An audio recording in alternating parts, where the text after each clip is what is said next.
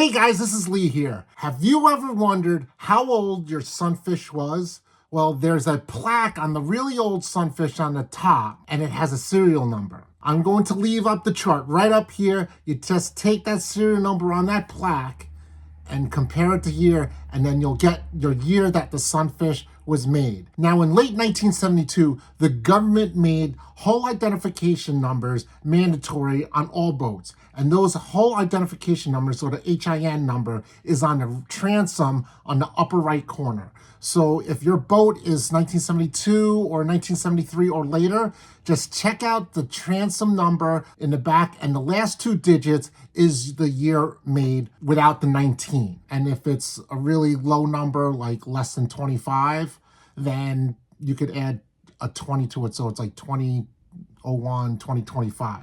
So that's how you figure out the year of your boat. So I'm going to leave this chart right up here, and I'm actually going to go over some of the history of the beloved Sunfish Sailboat. If you have any questions or comments, I want to hear them in the comment section down below. So if you like this content, don't forget to smash that like button and subscribe to the channel. I really appreciate it. And you're probably wondering why I'm wearing this hat and this sweatshirt here. It's because I have no heat in my studio, which is also my house. So 80 years ago, in 1945, two guys got together and created Alcourt Incorporated. Those guys got the Alcourt name from their name Alex Bryan and Cortland Heiniger. They introduced their first boat and they called it the Sailfish. And this was the birth of the beloved Sunfish Sailboat. And in 1945, Life magazine, which was a huge magazine back in the day, they published an article about the Sailfish, and they talked about the Sailfish as being the world's wettest and sportiest boat. But the Sailfish was a true surfboard boat. It was flat. And in 1951, Alex Branyan's wife complained about how uncomfortable the Sailfish was. Now, if you want to see what a sailfish looks like, I made a video of me actually sailing a sailfish, and let me tell you, it was a challenge to sail because it is flat. My knees hurt. It was a tough boat to sail.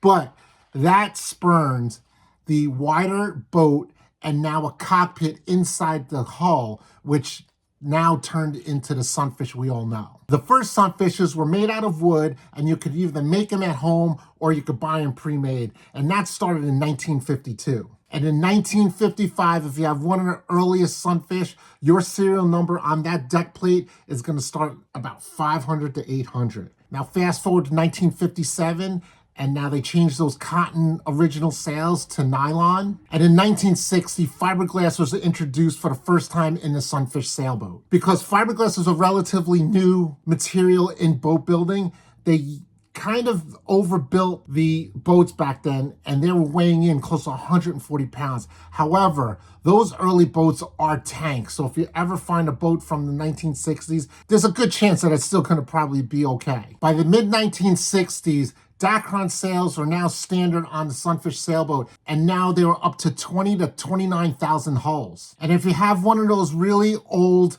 masts with a block on top, that was pre-1966, where they introduced the plastic mast cap, which replaced that halyard block. And in 1969 was a huge year for the Mets, the Jets, and also AMF, who bought out Alcourt. And in 1969, they were up to 70,000 hulls being produced at that point. AMF also created the Sunfish Class Association. Now, 2 years later, after AMF bought the company, Alcourt, there was huge changes made to the hull, including the storage compartment in the cockpit. AMF also in 1971 added a window option in the sail. The changes didn't stop there. And in 1972, AMF also introduced the plastic bailer for the cockpit, which replaced the metal DePersia bailer. They also changed, and this is a huge change, where they changed the rudder bracket, and they used a gudgeon bracket and a pintle with a spring. And that improved the whole system,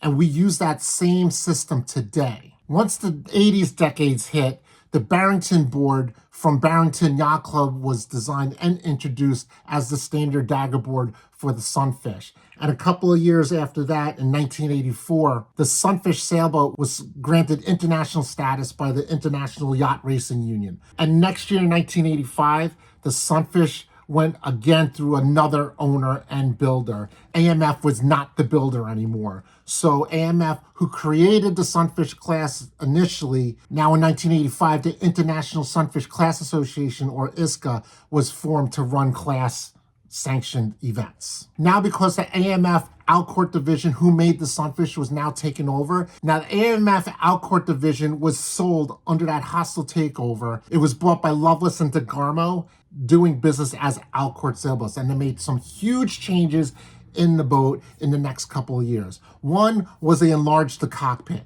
Two, they got rid of the aluminum trim, and that is like the old hull, and then they put a rolled fiberglass edge in that, and this is the next couple of years. But in 1988, Pearson Yachts bought Outcourt and became the new builder. If you look on your hull of your boat, in the boat that's about late 80s and 90s, check out the back, and if it says PSB, that's a Pearson built boat.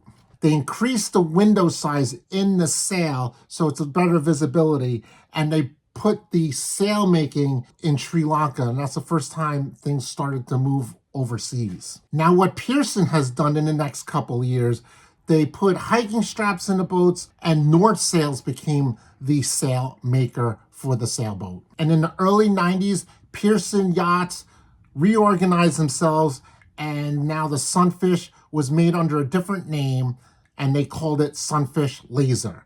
And if you look at the HIN number of an early 90s boat, you might have SLI, and that's a Sunfish Laser branded boat. Now, what Sunfish Laser has done in the next couple of years, they changed the rudder cheeks from aluminum to plastic. They made the tiller extension aluminum. They also introduced the racing board, which is a composite fiberglass, longer, bigger racing board that the general shape is at what we use now. And another change that was made is that they replaced that hook in the front of the cockpit with a swivel block. And another big change that was made to the sailboat is that that middle loop on the older sailboats became just a no-loop bridle traveler, so the main sheet slides back and forth.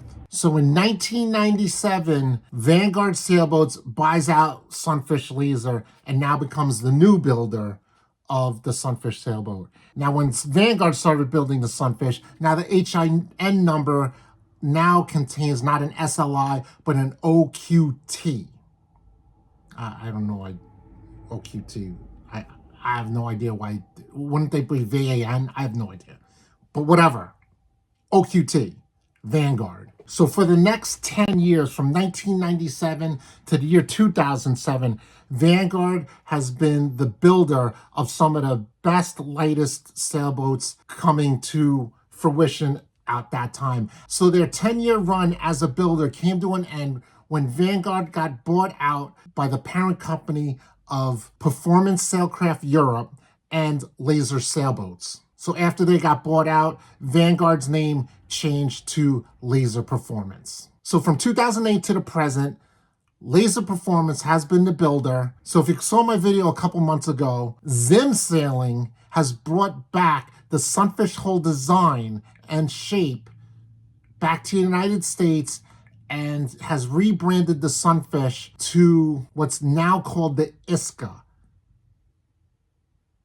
for the International Sunfish Class Association Sailboat, because Laser Performance owns the trademark for the word Sunfish.